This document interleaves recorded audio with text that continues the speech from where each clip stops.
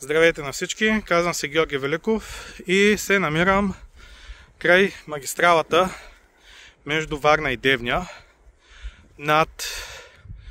мисля, че се пада Белослав или Езерово, ще ви подведа къде точно, над магистралата, където е поредното незаконно сметище.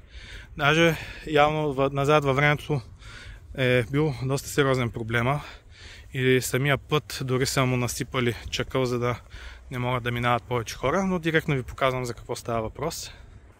Ще започна от единия край, нататък по пътя има още, ще мина и до там, тук от тази страна, назад може да видите.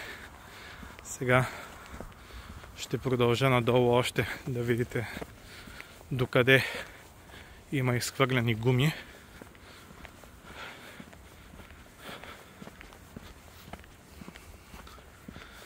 Ето, няма да продължавам нататък, но предполагам може да видите.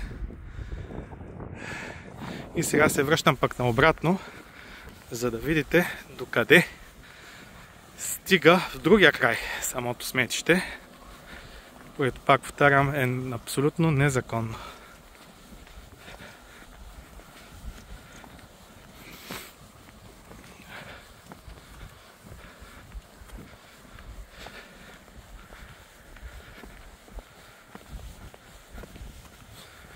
Ето, докъде се простира в другия край.